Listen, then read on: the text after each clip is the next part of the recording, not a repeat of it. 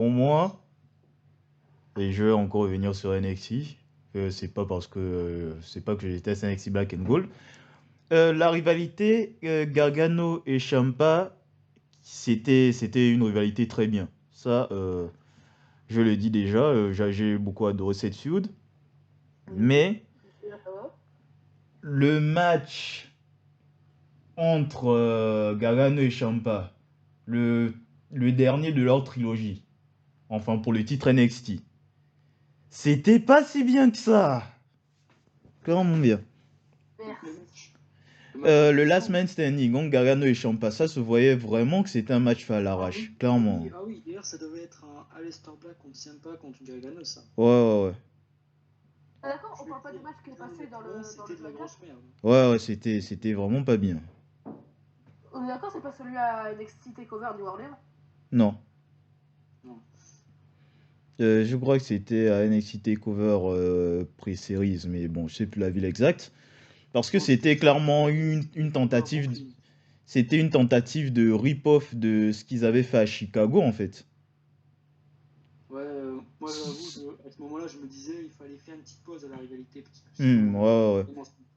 Parce que oui, c'était clairement une tentative de rip-off du Street Fight de Chicago.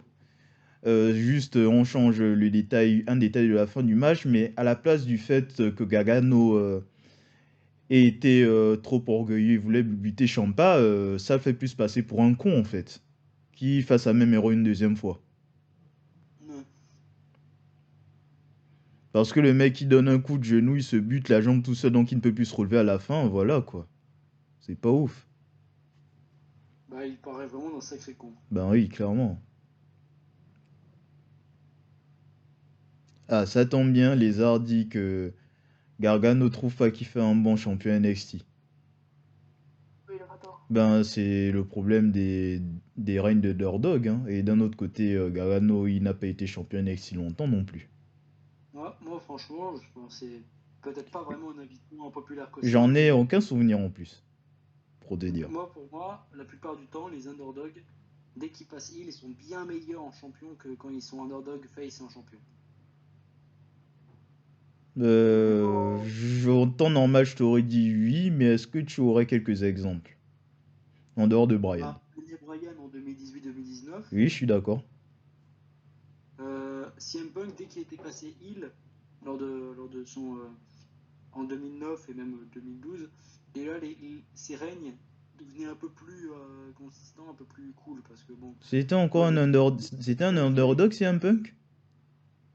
pas franchement un underdog, mais je trouve qu'il a toujours été quand même assez petit par rapport aux autres, donc en soi c'est plus un.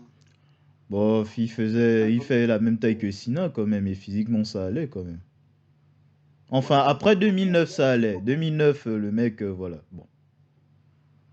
ouais. Après, avant 2010, c'est vrai Voilà, que. c'était pas ouf quoi, oui. Oui, voilà. Euh, alors, Autre exemple? Bailey, par exemple. Alors après, je suis pas un giga gros fan de Bailey, hein. Ah, je me frotte les mains pour ma prochaine populaire opinion, mais continue. Allez, il va dire quoi comme d'habitude? Il fait le même discours à chaque fois, Bailey sans Sacha Banks, c'est nul, c'est ça que tu vas dire? Non, t'inquiète, c'est pas ça. Oui, vas-y, Ah, Queen, continue. ça gueulera pas aujourd'hui. Ouais, du coup, par exemple. Bon, après, non, j'allais dire Seth Rollins, mais pas du tout. Ouais, Lui, c'est jamais été vraiment un underdog en soi. Peut-être en 2019, parce que face à Lesnar, mais après, dès qu'il était face à des Styles, Bah oui. Stan? Ah mais non, c'est face à Brian. Ah non. Il était face Stinson, je suis con quoi. Ouais. Donc c'est à qui? C'est à Lino. Ok. Pour moi, le damage control, c'est vraiment pas ouf. Voilà. Et ça tire Bailey vers le bas. Je suis d'accord avec Cornette ou Rousseau, je sais plus qui a dit ça. Mais Alors, damage control, c'est vraiment pas clairement, ouf. le damage control, je crois que c'est le clan, mais le plus. Mais On moi, s'en depuis fout. MJF, On s'en fout. franchement, il passe rien avec le damage control, c'est vide. Je ressens rien. À Et, part, à part les surpêchés à Raw et à SmackDown, c'est tout, quoi. Sinon, il n'y a aucune identité profonde. Mais vous voyez pas que le seul problème que Damage Control ça fonctionne pas, c'est parce qu'il manque des femmes dans le roster? Tu pouvais faire Alors, quelque chose même avec le roster qu'il y a là, je vais quoi. te dire une chose, Toxic Attraction, NXT, ça a toujours bien marché en termes de clan. Oui, pourtant, en termes de crédibilité du roster, c'est pas ouf non plus, hein, NXT. Du moins, je pense pas. Parce que, excusez-moi, mais Dakota Kai, c'est une grosse fraude, et ce depuis le début. Et Io Sky, c'est pas Yoshirai que j'ai vu à NXT.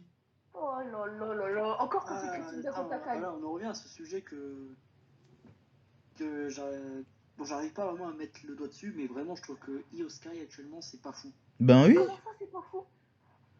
Non, mais In-Ring, c'est bien, mais en termes d'identité, elle n'en a plus, en Si elle fait. avait une identité, elle avait un truc. Là, elle a plus Y a rien. rien. Juste une random. Pour vous, Damage Control, faut déjà que ça s'arrête. Ben, j'aimerais bien que ça se termine, oui, mais ou bien faut faire quelque chose, là, pour donner une identité au clan.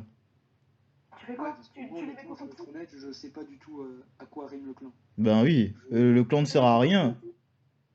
Il n'y a aucun autre camp qui Surtout organise pas un que c'est délire? juste Belly qui veut mettre en avant Io Sky et Dakota Kai parce que M- ça, c'est pas avoir une personnalité, quoi. Mais c'est ça, ça marche pas, en fait. C'est ça le pire. Et pour vous, en fait, qu'est-ce que vous appelez un bon clan? Ben, un bon clan, déjà, c'est un clan qui a qui a une identité propre et un but, quoi. Évolution? Et qui se montre bien dominant. Évolution, tu comprends le principe. Par exemple, Triple H, c'est la star établie. D'ailleurs, je viens d'avoir une populaire opinion sur Triple H, ça tombe bien. Il y a Ric Flair qui est le vétéran quand même, et il y a les deux genoux, quoi. Batista et Randy Orton, qui ont déjà une identité de base, en fait. Enfin, plus Orton, Attends, je vais prendre un exemple plus sur la Orton lignée que de sang, donc Batista, la quand lignée de même, sang. au début. Je vais prendre un exemple sur la lignée de sang, donc la Bloodline. On va pas se le cacher qu'il y a une identité dans le clan, bon, parce que déjà c'est le personnage de Reigns généralement qui ont mis une grosse identité. Oui. Voilà, c'est clairement la famille de Reigns, non seulement, mais avec un Reigns qui déjà est vraiment, ça se montre comme le chef, Ben le oui, gars. tête de la table, il porte bien son nom, quoi. Là, vous comparez l'incomparable, À les gars. l'instant, dès qu'il fait des segments, tu sens déjà le charisme de Reigns. C'est vraiment, il est très présent, même il montre juste une expression façade, t'as l'impression, genre, derrière moi, Jey Uso a dit qu'ils s'en foutaient de ce que dit Reigns. Reigns, il a juste levé la tête, tu sentais déjà qu'il allait se passer un truc direct. C'est logique. Il y a une identité, il y a les fils rouges aident beaucoup aussi. Il y a des. T'as l'impression vraiment qu'il y a un truc spécial avec eux. Il y a une identité. Bon, après, c'est vrai qu'ils sont pas toujours les plus présents, mais ça reste quelque chose, quoi. Mais comme je viens de dire, tu compares l'incomparable. T'es en train de comparer Damage Control qui est créé depuis SummerSlam, où il n'y avait aucun lien d'affinité entre Bayley, Io Sky et Dakota Kai auparavant, à la Bloodline, qui est quand même le principe, c'est d'avoir la famille Roman Reigns avec lui. À part, ils ont ajouté Sami Zayn parce qu'ils savent pas trop quoi en faire et ça fait rire la galerie. Et pour revenir à Evolution, Orton et Batista avaient déjà de la personnalité quand ils sont arrivés. Enfin, plus Orton que Batista. Batista, c'était un big man comme un autre au début. Mais par rapport à Io Sky et Dakota Kai qui se cherchent une identité, c'est ça en fait. Il faut bien commencer quelque part, elles étaient pas au main roster avant. Elles étaient à NXT et encore Dakota Kai, elle était virée. Donc, Je t'aurais dit oui de base, mais sauf que je vais te donner un autre contre-exemple, Evolution. Il était bien défini que c'est... Enfin, Absolution, je dis Evolution. Paige qui récupère Sonia Deville et Mandy Rose pour dire que c'est ses protégés, mettre en avant des nouvelles nanas, c'est tout à fait logique parce que de base, personne ne les connaissait, elles débutaient à peine le catch. Sauf qu'à Summers, que depuis SummerSlam, en fait, on essaie de nous vendre Dakota Kai et Io Sky comme des meufs établies. Et là, ça marche pas. C'est ça, en fait. là, c'est plutôt une erreur de booking qu'une erreur de clan.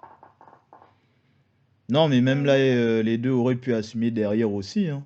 Déjà que NXT, Yo Shirai, elle avait un bon potentiel télévisuel, là où en main roster, elle a perdu de sa superbe, je sais pas comment ni pourquoi. Déjà, pour moi, Io Sky devrait être face. Voilà, là, ça marche pas. Si vous le dites, c'est pour vous, ça marche pas. Pour moi, ça marche. Et comme j'ai dit tout à l'heure, là, je vais revenir, c'est pour dire en fait que Damage Control, Il est fait gagner face à Belair, Asuka et Alexa Bliss directement d'entrée de jeu, ta. Ça c'est super. Et au moment là où à Clash The Castle elle gagne, je me dis, le clan il commence à être établi.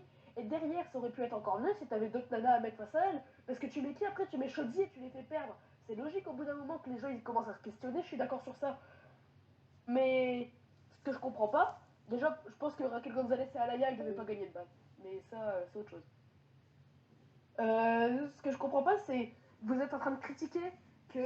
Pas critiquer, c'est un gros mot, mais vous êtes en train de dire que Damage Control, elles ne sont pas. Elles ne sont pas établies, elles ont aucun personnage, aucune histoire, parce qu'elles sont créées depuis SummerSlam et elles sont mises en scène comme des meufs qui ont eu à passer un background, comme on les a comparées à l'évolution il y a quelques instants et à Absolution, je crois qu'il s'appelle le clan de Page. Oui. Qu'est-ce que je disais? Pour revenir, t'aurais eu d'autres meufs à mettre après Bianca Belair, Asuka et Alexa Bliss. Par exemple, j'ai pas de nom qui me viennent en tête, mais des Sasha Banks, des Naomi, et puis une random, qu'importe le nom. Ça aurait pu un peu être meilleur, mais sauf que là, qu'est-ce que t'as fait? Tu les as mis face à Shotzi et face à Lacey Evans, je crois.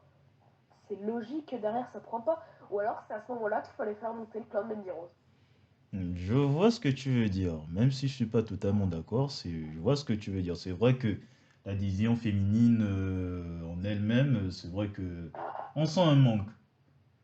Il faut vraiment que Charlotte et Becky reviennent pour compenser. Oui. Voilà. Ah oui, c'est vrai, il y Ouais, avait Becky. beaucoup de star power dans la division féminine. Ouais. Un manque de gros noms, et c'est pour ça que je comprends pas le mécontentement sur le retour de Emma. Qui est une bonne catcheuse. Après, moi, le seul Parce- problème que j'ai généralement, c'est que c'est vendu comme un gros retour alors que c'était une random. Ben oui, C'est personne pas sait rendu qui c'est comme un en gros fait. point. C'est pas Si, rendu comme un grand mais retour, qu'est-ce que vous me racontez? ben tu ne vois pas quand elle est revenue, c'était au mode surprise, oh mon Dieu, Emma est de retour. Ok, mais t'es qui meuf? Au pire, si tu fais revenir Emma, mais la NXT, Mais non, pour qu'elle se il fallait retrouve des à un noms. truc. Il fallait des noms. T'allais mettre qui face à Ronda Rousey? T'allais Ben, mettre qui? Alors, ben voilà, t'aurais peut-être mis Shayna, enfin pas maintenant, ou alors enfin Natalia, maintenant, elle est voilà. à SmackDown. Attends, mais Natalia, c'est la combien de fois qu'on voit, c'est la combien de fois qu'on voit ça? Ouais, mais bon, ça aurait Voilà. préparé le terrain pour Shayna aussi, hein. Là, ça aurait pu avoir un but, je sais pas moi. Là, tu mets Emma Après, parce que t'as j'avoue, personne d'autre. actuellement, le règne de Ronda Rousey, je vois pas vraiment où il va, quoi. Moi non Ah, moi plus. non plus, c'est pour ça. Ça, on est d'accord, ça va où? Où est-ce qu'on va avec la division féminine? C'est ça la grande question. En vrai, moi, vraiment, le problème que j'ai avec Ronda Rousey championne, c'est que voilà, déjà, j'ai l'impression qu'elle paraît toujours beaucoup trop forte par rapport au roster et j'ai l'impression que c'est. Ouais. À part Charlotte Flair ou à la limite, ça va. Ouais, le reste, c'est compliqué pour qu'elle paraisse vraiment crédible face à Honda. Je vois pas. C'est Char- vraiment une question peut-être hmm. de booking, je sais pas, parce que c'est. Je trouve que les matchs de Honda, il y a un problème actuellement. Je sais pas pourquoi, mais. Charlotte, au secours. Voilà. Non, mais Vas-y. c'est clairement ça. Et moi, franchement, je vais rigoler quand les gens ils vont juste, juste ultra pop pour Charlotte Flair. Mhm. Ils vont remarquer enfin peut-être que Charlotte Flair c'est peut-être ultra. Enfin, peut-être génial de la voir en fait. Hein. Ouais. Parce que je trouve que c'est. On se rend pas compte de la chance qu'on a d'avoir Charlotte Flair. Bah oui, clairement. Charlotte Flair, c'est derrière Bailey. Voilà, c'est derrière Bailey, c'est la meilleure catcheuse.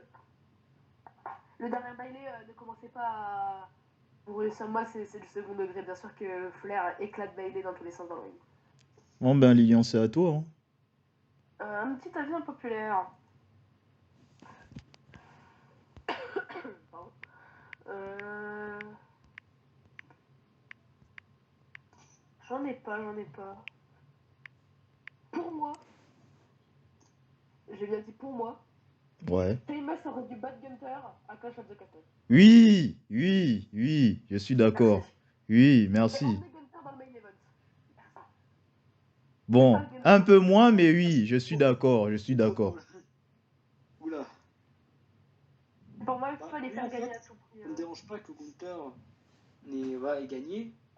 Après, c'est vrai que j'aurais bien aimé que Sheamus finalement gagne à la fin. Ouais, De la c'est. rivalité.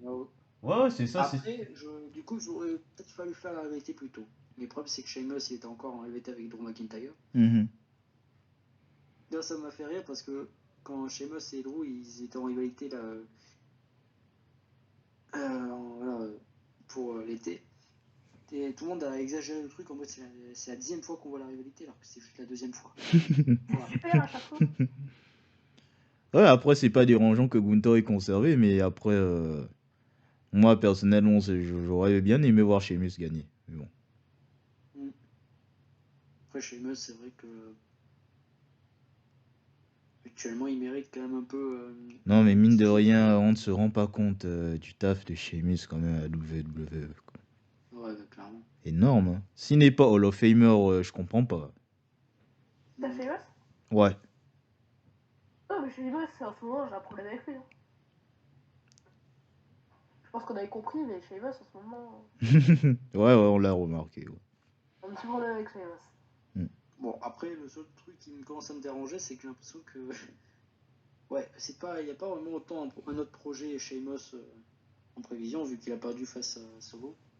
Ouais, dommage. Bon, c'est dommage.